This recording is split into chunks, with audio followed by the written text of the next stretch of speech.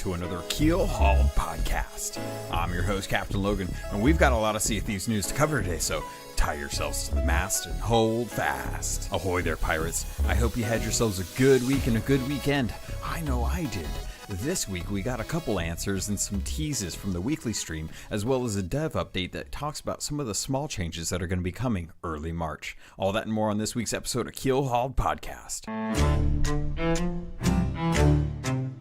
First up on today's docket, 1 year anniversary. That's right, the podcast has been live for over 1 year now, and it's been an amazing journey. Let me tell you, I started this a year ago. Terra Nova convinced me after a scale test that we should be doing some sort of content. So he pushed me to pick a name, which he offered up Keelhauled for me, and I sat down and recorded my thoughts on the game so far and what the game is for about 30 minutes. Now, I had different art and I had different music back then.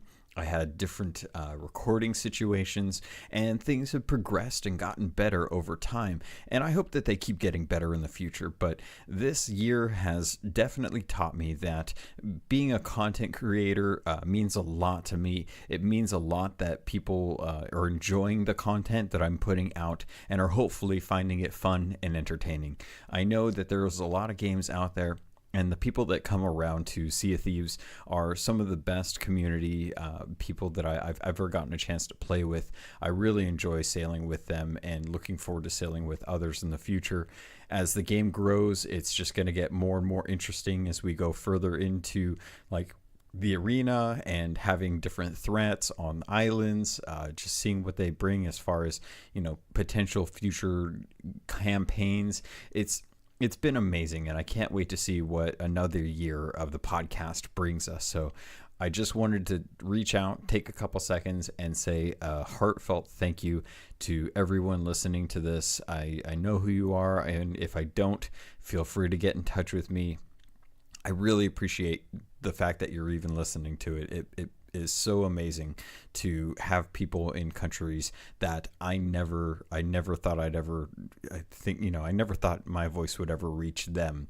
I've never thought people in Norway would hear me. I never thought people in, you know, like Brazil, you know, in France, Italy. I never thought I'd have people in those countries listening to my voice. So it's been a true eye-opening experience. It's been great. And you guys have been some of the most supportive people I've ever had in anything I've ever done. I've you know, come from a theater background back in Alaska when I used to do community theater out there, and even then it was nice, but it was paled in comparison to the amount of people that support me now, and it's so heartfelt to be able to say that you are the best. You really are. I know a lot of podcasts say that they've got the best communities, and that may be true for them, but for me, I wouldn't change anything about what our community is like, except that I hope that it gets better and bigger as we go into the second year for Keelhauled. So thank you very much. Next up on today's docket, let's talk about the weekly dev update video. So again, we get another weekly dev update video, as we always do on every Wednesday unless something happens, and this was an interesting dev video because it talked about a few things that I wasn't really expecting. So if you've listened to last week's episode, you know that there was a bit of a rumbling going on about people who got codes from the free with friends promotion that they, or friends play free, sorry, the promotion that was going on early in February. And as a result, they're going to be getting the mercenary set if they continue to play the game, which is great.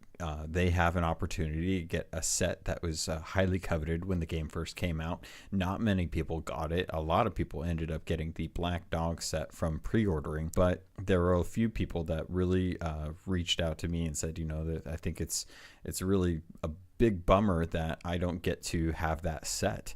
And I can understand, you know, as someone that wants to have all the clothing, I totally understand that having that DLC code means a lot. And I think thanks to this update video, they were planning on doing this originally. But I think that because of the noise that was coming from Reddit in particular, I think that they decided to go ahead and announce this anyway, just to kind of stem the tide of people trying to buy codes off of others who get it from like eBay, because those scalpers tend to be kind of I think it went from $5 when the game first launched to $90 now, and it's just going to be even more coveted as more and more people become aware. My best advice to you is hold off. Don't ever spend any money on eBay for codes. It's always a gamble. You're never sure if you're going to get what you get or what you paid for. And with them coming in the next month or so, there's not really a reason to lose out on that cash. So hold on to that. They're going to be bringing the mercenary set to shops in a month or so, according to Joe, and then everyone can have the mercenary set.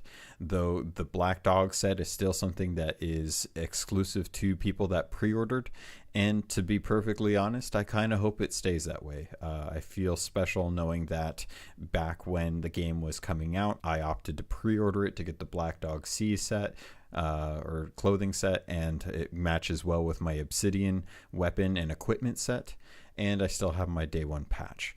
Those things still feel very near and dear to me, even though I don't wear them all the time. They still pop in from once in a while. Going into the next part of the update, they decided to go ahead and start tweaking some of the weapon changes that came with the last update. Now, with the last update, there were some big changes to gunplay, and I imagine that those are still being analyzed, and that they haven't really come to a conclusion whether or not everything is going to work out well. I imagine that there will probably be some tweaks here and there as time goes on, so everything may not be 100% set in stone. But the swordplay is an interesting change. I personally have not run into this, but I have seen a couple clips where people have taken video of them blocking and swords not properly blocking. And generally, when you remove the delay with swings, if you miss, then you can generally start spamming it. And that kind of breaks down some of the coordination and the skill that comes involved with using a sword in combat. You typically don't get some of those kind of specific plays with, say, a lunge that would give you a more powerful blow, but there's always a downside to it. You always are left stuck after a while.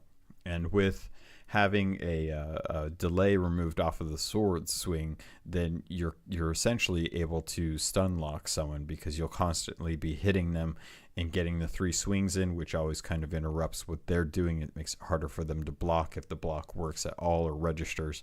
So what they'll be doing is they're going to be doing a small tweak. And now they didn't go into details, but if I had to guess based on the information they gave us, I'm going to say that they're probably going to add a slight delay if you miss the first swing.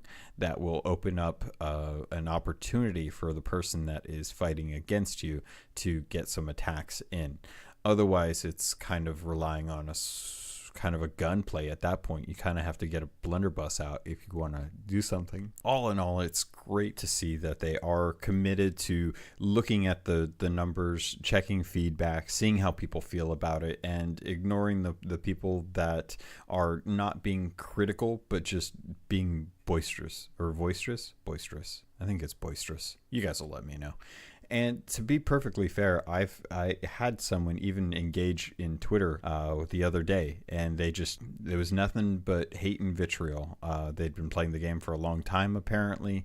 It's hard to know if that's accurate or not. But they were basically, they said that they're catering to the small minority for the gun changes, and removed the fun that went into PvP and killed the competitive nature of gunplay.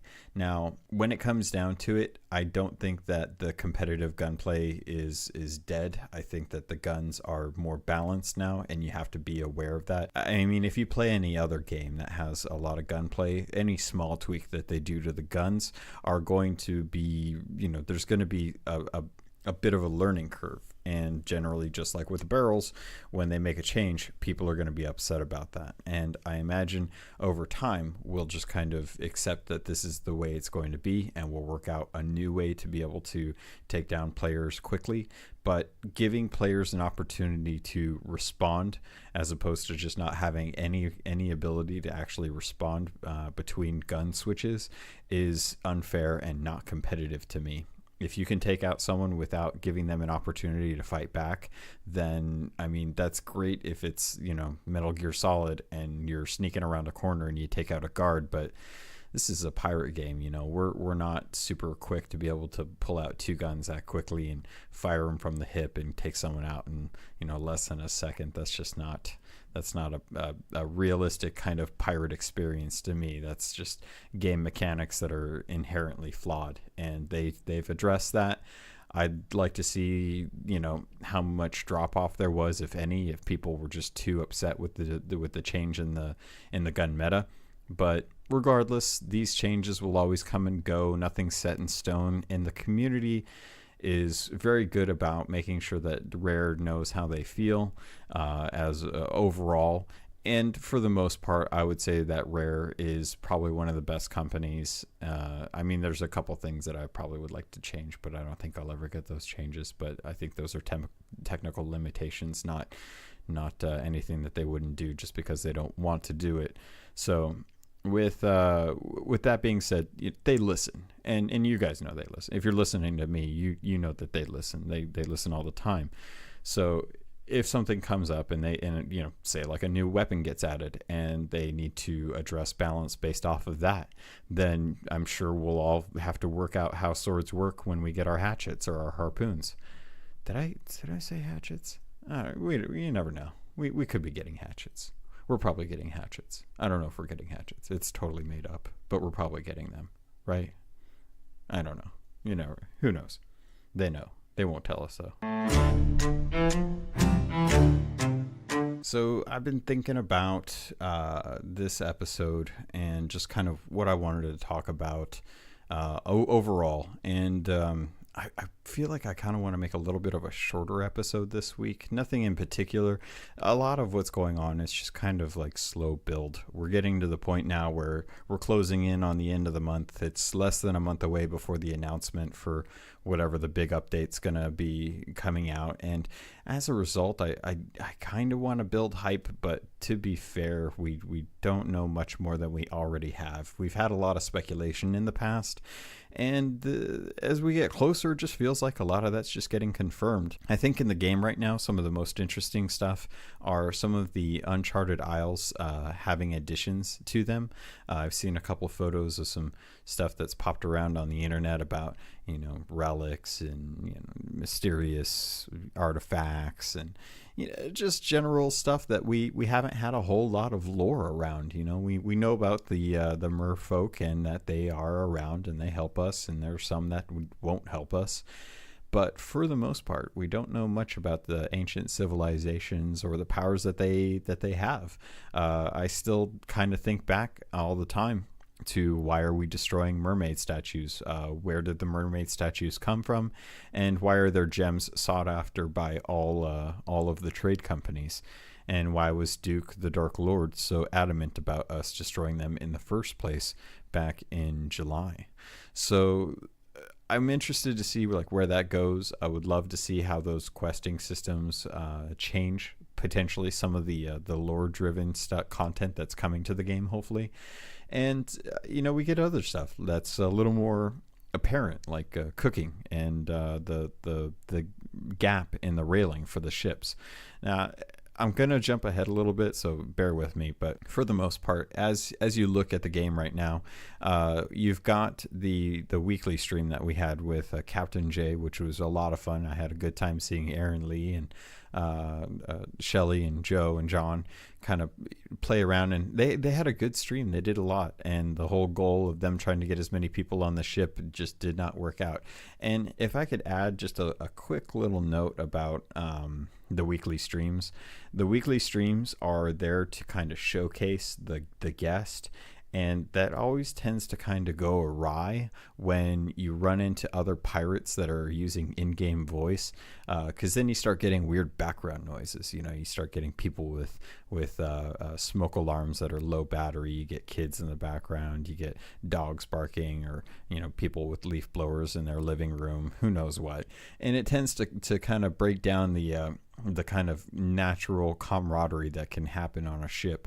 And getting the chance for people to actually talk with the devs and start poking them about questions and things like that, it tends to make it a bit tougher when you start getting people who aren't in on the stream, just kind of playing naturally in that environment where their voices are heard and stuff. And not to it's not the people's fault. They didn't ask to be on stream, and they didn't know what was going on. So it's just one of those things I tend to have noticed, that I tend to get kind of frustrated when there's lots of voices on a boat kind of all talking over each other, and you lose that kind of opportunity for the guests to really kind of converse with the devs and talk about the game, talk about what's coming in the game, talk about the guests' history, how they got into the game, what do they do community content wise, stuff like that. So it's interesting. I am glad that a lot of the clowning around with the sniping has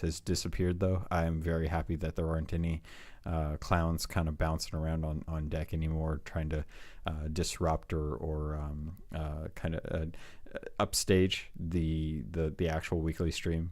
If you want to do that, there's plenty of ways to actually stream. Just start streaming. So anyway, to kind of stop belaboring the point, they did talk about how the gaps in the railing really kind of draw you in, or draw you to them. And that's it's one of those things. If you're into it like me and a bunch of other community members, we've been looking at all the little string of code that have come out, or screenshots and speculation. And for the most part, we kind of understand that we're going to be getting like harpoons. Harpoons are a great way to pull a ship towards you, and they're a good way to kind of close a gap when you're actually in a fight. So say like you want to board someone, but you can't because they're at a weird angle that the cannon won't actually hit, and there's no way to actually get close to them. So having a harpoon and landing that shot and being able to reel them in, and then forcing the other player to actually like deal with it, is kind of a cool way to kind of bring a little more engagement on the from ship to ship. It's kind of a big fantasy of swinging over from ship to ship to be able to board them and start taking pirates down and sink them and all that fun jazz. And to have a harpoon on the ship, I think would just be a real interesting aspect and a good change, an interesting kind of a mechanic, and see how that works. If you have, say, like a megalodon swimming and you harpoon it, is it going to be like Jaws? Is it going to be something where it will start to run and it will start to drag your ship, and then the harder it drags your ship, the more damage you take? Or you can actually kind of control it. If you're turning the harpoon gun, you can kind of steer it around, or how much control could you actually have with a megalodon with a couple hooks in it, things like that. I've also been wondering, how are these going to be implemented? Are they something that every ship gets right from the get-go, or is this something that, like gunpowder barrels and rowboats, you're going to have to find? And if you do find them, then how do you attach them? I mean, with a rowboat, it was kind of interesting to find out, you hit the interact key to push it into the water, and then once it's in the water, you can actually row it over to the ship, and then you just have a button to actually dock it, and it just kind of like magically elevators itself up to the top deck there. But with a harpoon, it seems like those need to be mounted from the start. It seems like a weird way to, how would you actually find those and then put them onto the ship? Or is it one of those things where you actually change the loadout when you get your ship or you go to a dock? Like, do you have to sacrifice a cannon for the sake of putting on a harpoon gun? Would it be too powerful to have a sloop with 2 cannons and 2 harpoon guns? It's interesting things, like will a galleon be able to outrun a sloop if a sloop has a harpoon attached to it? Like, can a sloop slow down a galleon, or at least, if, and here's another question too. Say you have a harpoon and it's hooked into, I've been playing a lot of Apex Legends, so this is going to come out of this little thing, but say you have a harpoon and it's hooked into a galleon or another ship. Can you like zip line across that little ladder? You know, like, can you zip line across the rope there? Can you walk it? Can you climb along it? You know, we don't really do a whole lot with our hands in the game outside of, you know, like holding objects, and to give us a little more dexterity with those, as opposed to just, you know, holding items and you know, offering items to other people, to be able to use those to climb along a rope would be really kind of cool. It'd be an interesting way to board a ship, right? So I got a ton of questions about that. I still want to find out more about how it's going to work. How do you get them? Are there any penalties for taking them? Do they come with their own customizations? Are those customizations something that will be unlocked with a campaign, or are they going to be something that you have to just buy? You know, it starts to sound kind of pricey when it comes to gold, when you start thinking about them adding modifications to ships. And we haven't even talked about like the potential for cosmetics coming as a result of just the new content. You know, generally when they do an update, you're going to get a lot more cosmetic variations, possibly new sets. And we've seen some data mine material out there that has suggested that those things are actually coming. So it could be really cool to see some of the different things that are coming if what's in the game files that have been hacked, or not hacked, I shouldn't say hacked. They kind of hacked, I guess, aren't they? I don't know. I don't do that stuff, so I don't really understand the process to it. But, you know, they've been you've got those data miners. They've been mining all night and mining all day, looking for those little gems that they can post on Reddit and be happy for their, you know, day 24 hours of glory as they show off something and be really proud about it. But, you know, with that stuff coming, it's going to be pretty interesting to see what all comes with it, because there's stuff that we know about and there's stuff that we don't. But that's not even all. God, you know, I didn't even get a okay, we'll take a quick break, you know, breather. Let me drink some water here, and let me jump into cooking.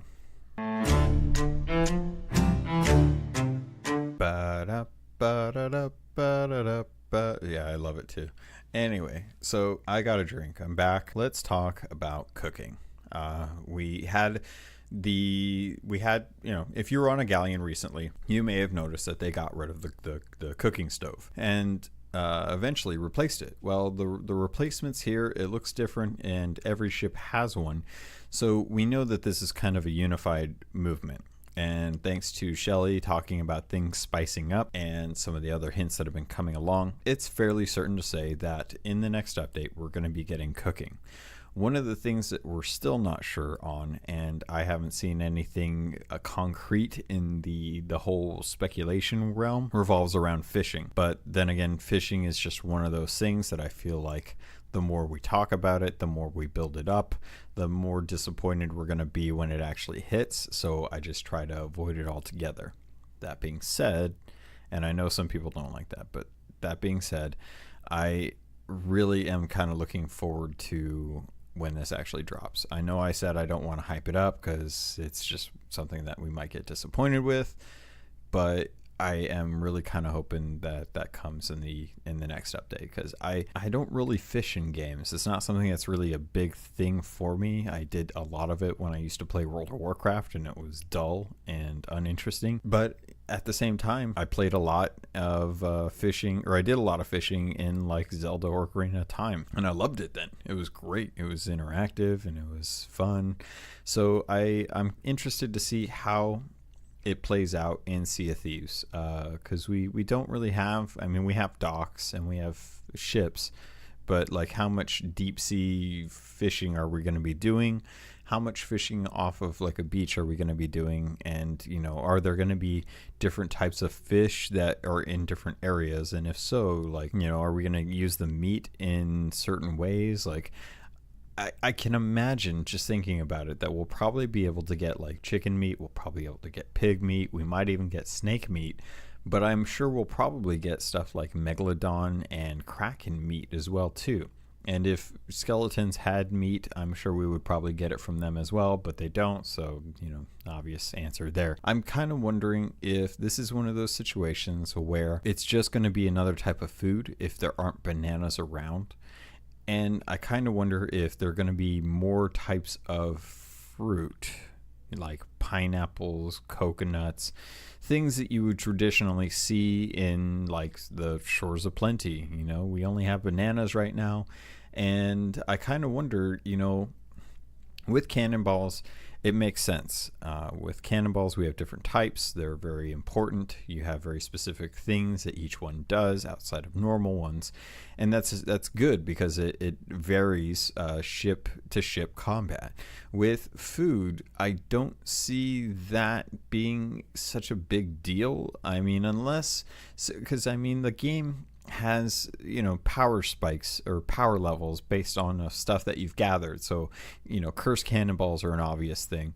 Powder kegs are an obvious thing. Having a rowboat can be a big power swing if you lose your ship but you still get your loot and you manage to take out the other ship as well. You're not out that loot. So it makes me wonder, where does food fit into this, or like ammo types? Like ammo types make sense, but how would you do that? The UI for the game doesn't really allow for you to be able to switch to different types of fruit or food in general. So does having like a cooked pig or cooked chicken or cooked kraken, what would those do to you? How would those dynamically change the game? And does it need to be something that dynamically changes the game? And do other parts of the world interact with the food as well? Like we have exquisite spices, that go to the Merchant Alliance, but is that something that actually you can use to actually cook some of the meat? Or is it just, kind of take the food, toss it onto the stove, couple seconds later it's done, and you just have it in your inventory and it doesn't really do anything except restore health? So I'm kind of wondering, with the potion master that they planned before launch, they had potions that would remove impairing effects, like like a broken leg or a snake bite, things like that, or one that would give you like more health or more breath when actually swimming.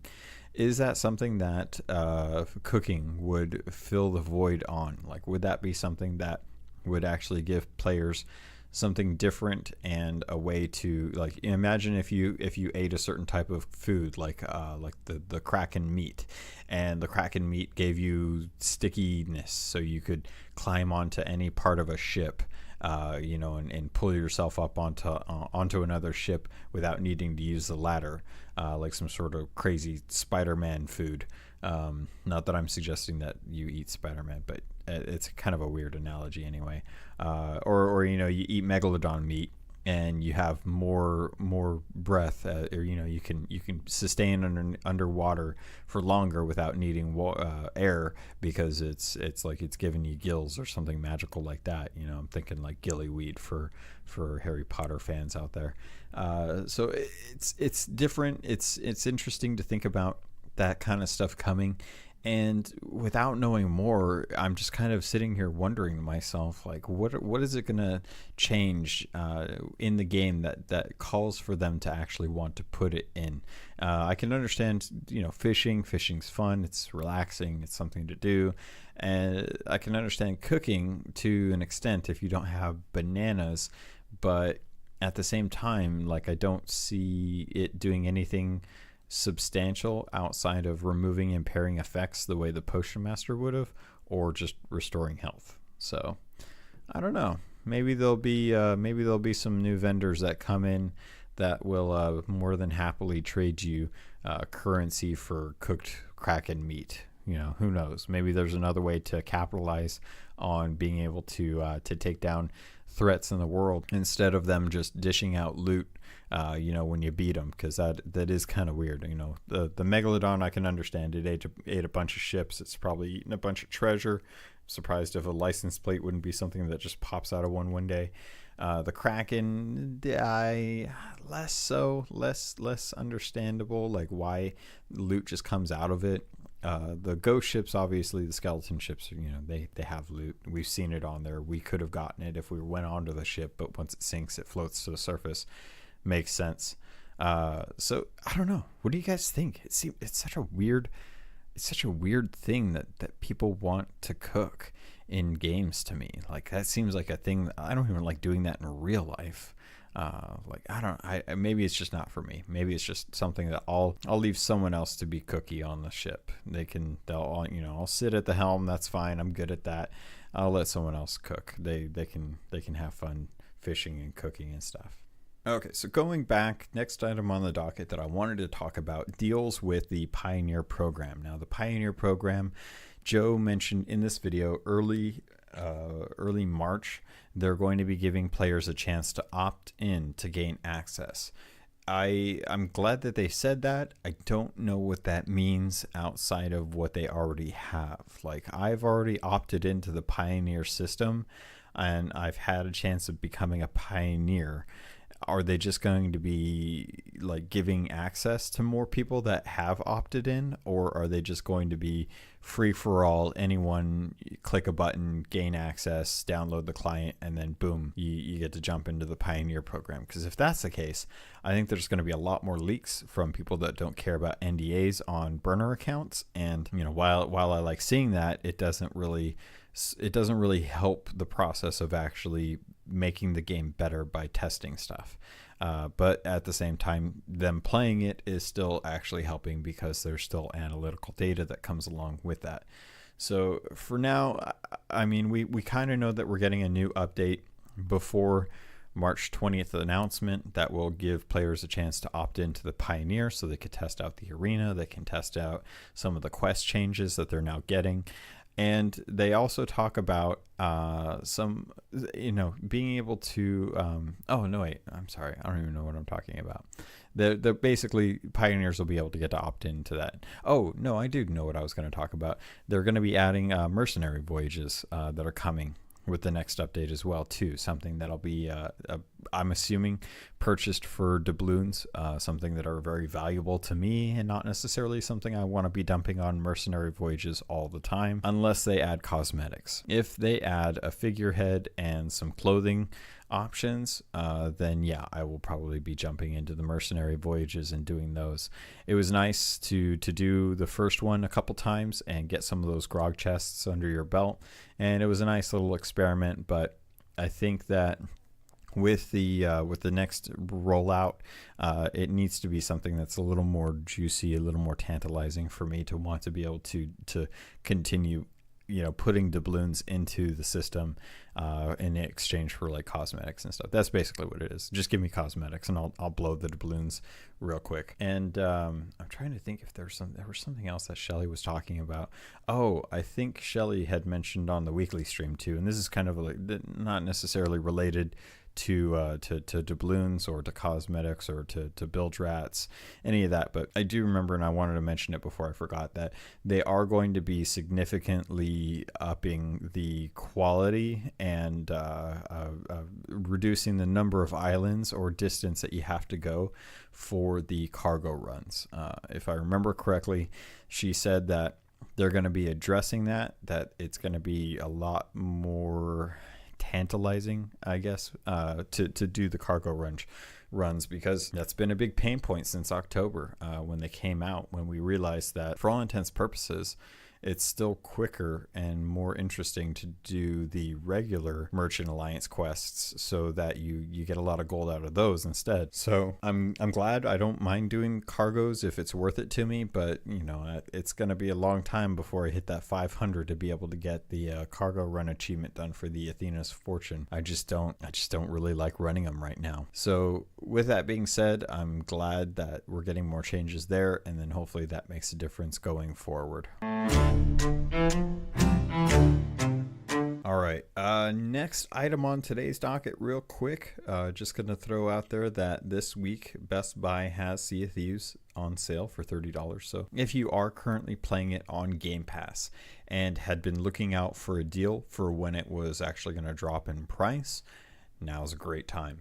I imagine that they'll probably be doing this for this week, and I'm assuming that coming towards the 1-year launch, that other websites will probably pick up on the 1-year anniversary and probably do deals for it. Now, you can generally find these on cycle fairly often, though. I know this is something that I've been noticing frequently with a lot of different vendors, whether it be Newegg or Amazon, Best Buy.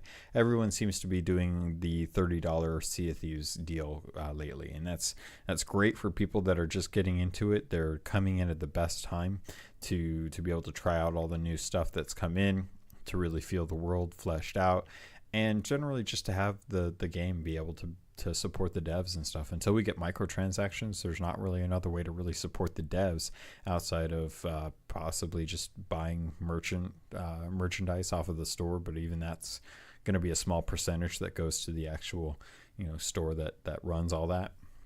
But yeah, during this week you'll be able to pick up Sea of Thieves for $30. And that kind of talks about, how are we going to support the game post 1 year? Well, that's going to be microtransactions. So we know pets are coming. That's not something I'm really going to focus on. But one thing that did come from the weekly stream was Captain J he asked in his Discord for questions for the devs, and I posted the one that I came up with from last week's episode about microtransactions that could be used in helping charities and getting cosmetics as a result. And that was something that Joe actually addressed personally, and I was really happy to hear that he was impressed with the question. And it fits. I mean, it makes sense to me. It makes sense to Rare. They're very good about supporting communities and charities, and I don't see why we couldn't have some charities out there that, for example, Special Effect, who are using the adaptive controller to help people with disabilities to be able to play games that they love. I would love to see different charity events or relief of groups that get a portion of the microtransaction proceeds to be able to help their cause, and in return support the company, Rare, and then of course giving the community new and interesting cosmetics for ships, for themselves, for weapons, things like that. I'm looking forward to that. I'm glad that Jay got the question out there. It was a point of pride that they knew what the Keelhauled podcast was, but at the same time I talked with John. I mean, at some point I would like to talk to Joe, but I get his likes. That's all. That's enough. So two last things that I did want to mention that were a result of the weekly stream. When they were talking about the gaps in the railing that kind of draw you over, Joe was kind of joking about that, and Shelly had been joking about cooking. John talked about something that was hopefully coming in the next update, that he was really curious to see like what the community would think about it. And that just kind of leads me to think, they're going to be adding little bits here and there before the major update to kind of tease us, for one, but also stuff that can safely be implemented that they can just kind of push now, as opposed to, waiting for that big update to actually drop. So I'm curious to see what that is. I'm sure there's lots of pirates out there that are going to be combing the islands for changes and things like that. Recently, we found out that Say Hey Rocco, who is the cat puppet streamer and Twitter personality, has gotten their own Easter egg in the game. And things like Tri-Headed Monkey, he's been in there as well, which was a reference to the I just blanked on what they're called. You guys are going to hate me for not remembering. Guybrush. Gosh, what are those games called? Hold on, I got to look it up. Okay, I looked it up. It's the Monkey Island stuff. Sorry. I don't know why I blanked on that so hard. But anyway, Tri-Headed Monkey got the reference from the Monkey Island games and his handle. And then we had Say Hey Rocco got her Easter egg in the game, which is a cat with a bar of music below it, and then a bunch of chickens to represent the chicken rave that she had a clip of on her Twitter, it's just hilarious to me. I just think it's so hilarious, all the chickens and stuff, and they're all moving, and then people are flashing lights, and there's rave music going on in the background. It's great. I love that stuff. It's so much fun to see these little Easter eggs pop up in the community. I'm still looking for Captain J's for the Crow's Nest. I know it's in there somewhere. For sure. I'm just hoping that at some point we'll actually be able to see that soon. Okay, I said I wanted this to be a short episode, so I'm going to talk about one more thing, and then I'm going to close it out with a couple First Mates logs, and maybe a small little story that I had yesterday night that was actually really just kind of funny. But the thing that I wanted to talk about was one of the questions that came in on the weekly stream. That is something, if you've been listening to the podcast, you may remember me talking about this in the past. I am a huge supporter of the ability to dynamically change ship type in session to preserve progression, but also to allow you to pull in friends when you have a smaller ship and you can't necessarily add them to the ship because it's limited based on the number of crew. Also, if you lose people, you want to be able to downsize to the remaining few pirates that you have without necessarily starting on a whole new server. Maybe you like where you're at, maybe you're in the middle of a good voyage, but they gotta go. Things like that, to be able to dynamically change the type of ship that you have to either add or subtract players as you go would be amazing. And I know Joe kind of deferred to Shelly on this, and they agreed that it's not something that they don't want to do, that there's no reason why they would not do this. It's just something that's going to be really technically hard to do. And I think that's there's some hints that they're working on something right now that's not in the game. If you've ever been in the game and never had a ship spawn on top of your ship, like, that's not normal.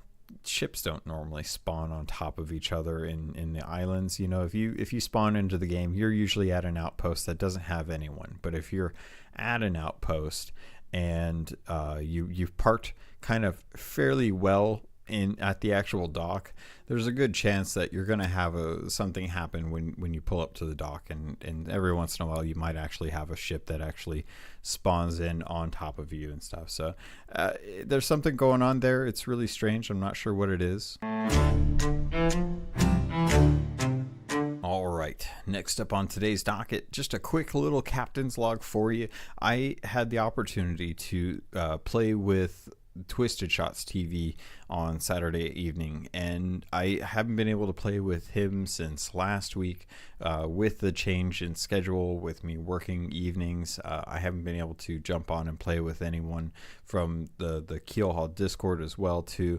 And I got an opportunity to jump in yesterday, and we played some Apex Legends at first, but we just weren't feeling it. We couldn't get a good groove going, and we only had 2 people, so we always had a third person that we couldn't really communicate with.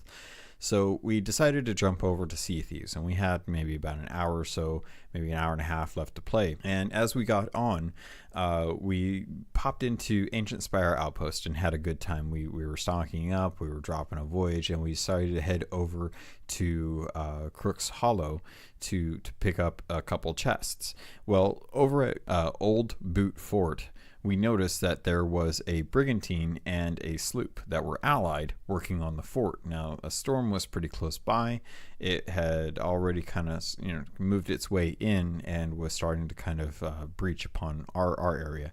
And we noticed that as we were getting up treasure, we were just kind of finding a skeleton from a message in a bottle and loading up the boat, that the brig had left. The skull fort had been down and they'd gotten all the loot. And the sloop was actually caught in a kraken.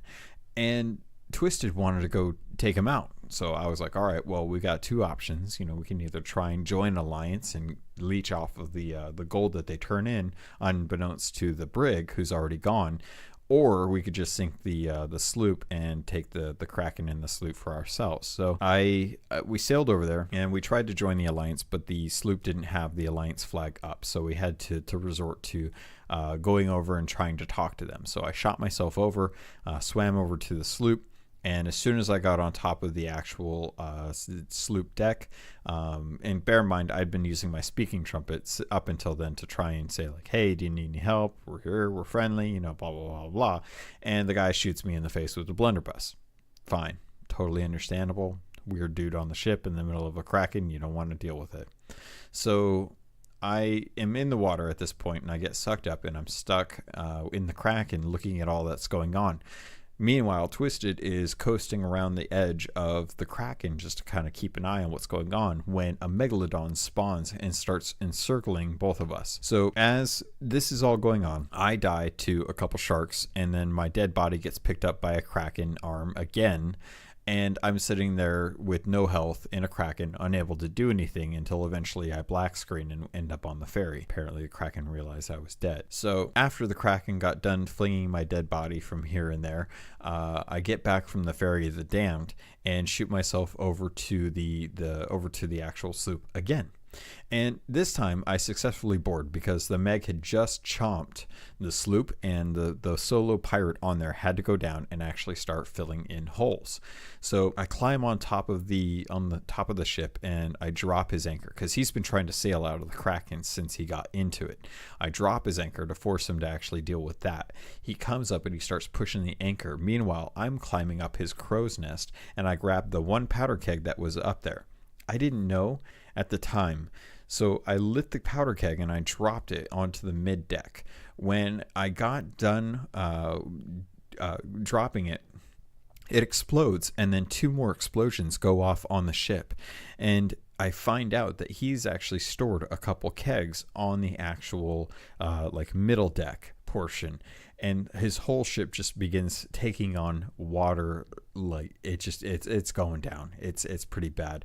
So I jump down and he's dead. I'm looking around and I see that there's about maybe a third of the loot in the actual ship, and I grab the stronghold skull and I start swimming with it. So I get a fair amount away from the actual wreck, and eventually it goes down and he pops up next to the mermaid. And as I start swimming back towards him, I realize I'm splitting the loot. I should really keep it all in one spot. That way we can do this. Meanwhile, Twisted, who had been patiently waiting for something to happen, asked if he should do anything. And I said, yeah, go ahead and start heading in. We can kill the Kraken. Well, he gets attacked and sucked up, and we get slapped or bitten. I can't tell which, but I'm in the middle of the water. He's sucked up by a Kraken, and our ship's going down. He manages to make it back and barely saves the ship, but the ship has taken a beating, and we're now taking on so much water that I have to abandon all the loot. So all the loot is just sitting right next to where the dead pirate and the ship sank, in the middle of the water, and I'm trying to get a decent bearing on where it's at, but it's kind of tough because there's a storm on top of us, as well as the Kraken and the Megalodon. We get back. He gets back to the ship. He's just bailing. He's just tossing water like a beast. And I'm just kind of popping back in and trying to help bail. And we start getting some of the holes taken care of. And we manage to get to a point where it's relatively safe to leave the bottom deck. And we start trying to get away from the Kraken. We manage to get away from the Kraken, but the Megalodon is still on us, and the brig starts coming around, and a sloop starts popping up, and a ghost ship is nearby. And at this point, I'm just about ready to give it up as far as like the actual treasure.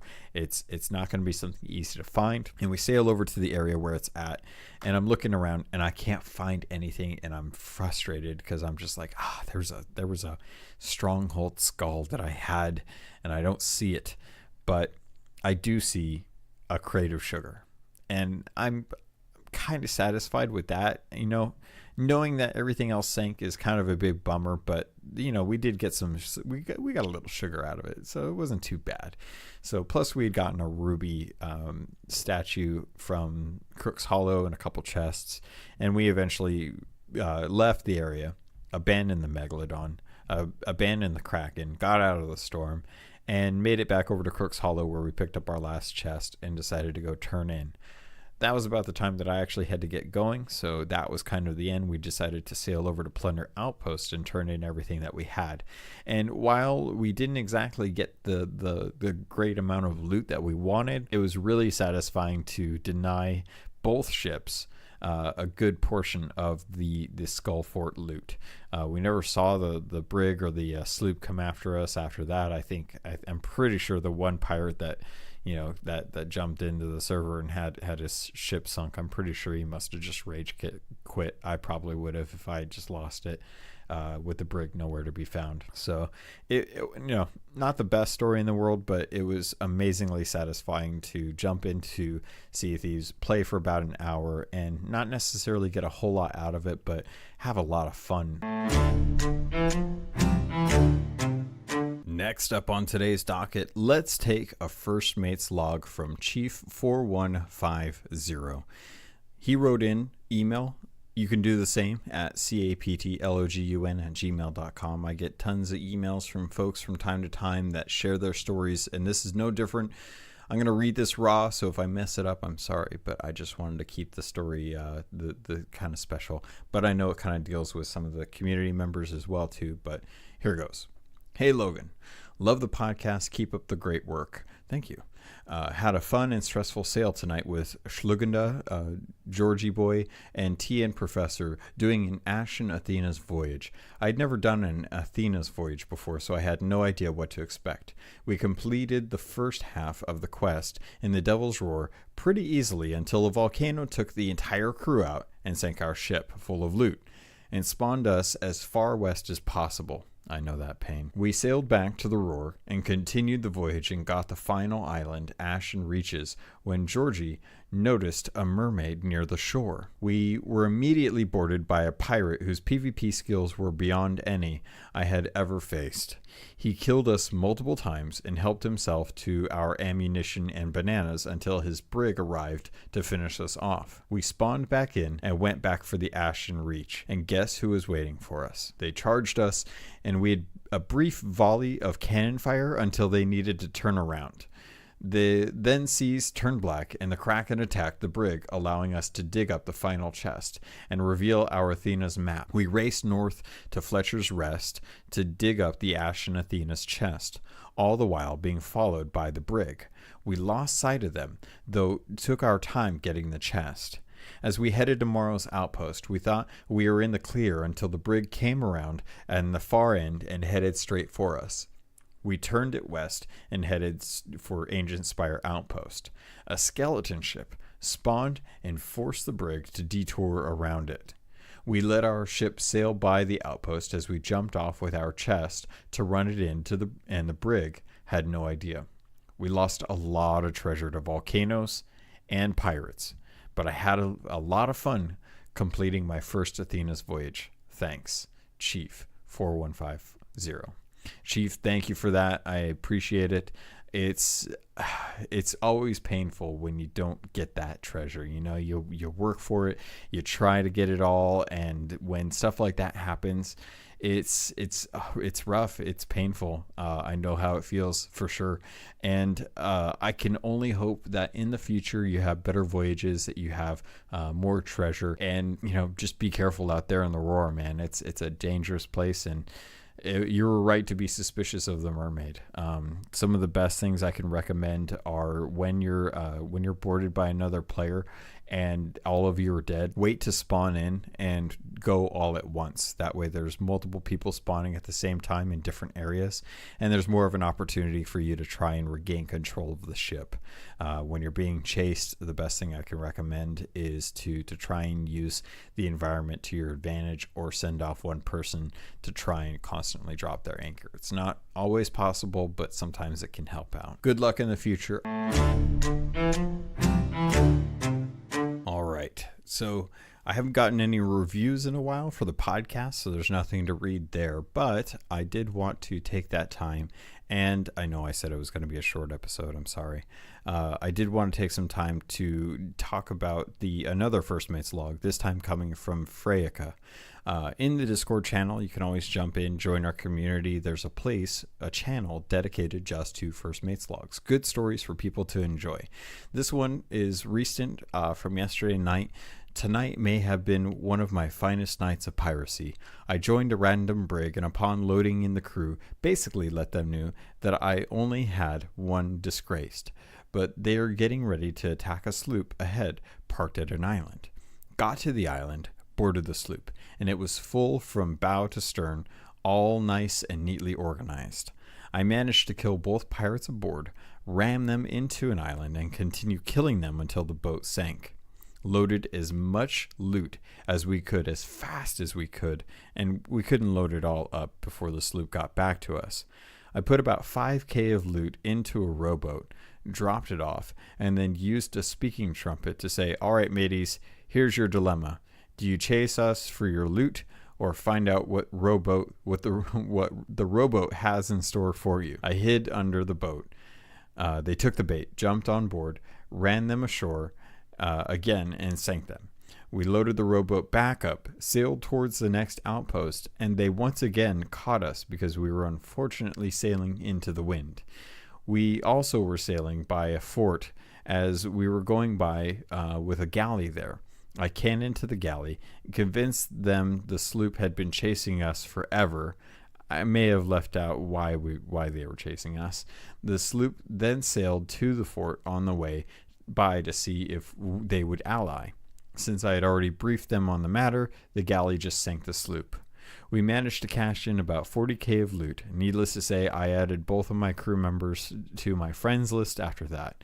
Oh, and these two pirates I was sailing with were as fresh as a newborn babe, still getting their sea legs. This was more loot than they had ever seen. Freyka, that's a great story. That's awesome, and I'm glad that you got to give them an opportunity to see some fine piracy at hand. Getting those treasure hauls are some of the best, and they don't happen too often, but man, when they do, it's sweet, sweet, sweet piracy. Congrats to you on the treasure and the new friends. Hopefully you get a chance to bring them to the podcast Discord server, and I invite everyone else to come to the Discord server as well too. It's a good place for people like Freyka, like Super Pack and Miguela, like Amina, like Evil Monkey and Oars Blue Fog. Some of our newer pirates out there, like Beard Games and Ben. We've got Chief that just came in recently, Doubtless Trout, Drunken Monkey. There's so many people that I could name off that are all, Hydro Toaster, who've been coming in and spending time in the community and sailing with others. It's been great, and I couldn't ask for more people, or I couldn't ask for better people to come in and actually play the game and talk with each other and help each other out. I think this is going to do it. All right, pirates. Another week has gone by, another one in the books. Thank you very much. I appreciate you guys listening to this. I appreciate you spending the time. Again, I'm very excited that this is the 1 year anniversary of the podcast, and I look forward to seeing what the next year brings us. If you have any questions, concerns, if you have any feedback, you can always reach me on the Discord. The link is always in the show notes. You can join up. If you don't know what Discord is, it's just a meeting place. It's got channels to chat in. You can post videos. You can post photos.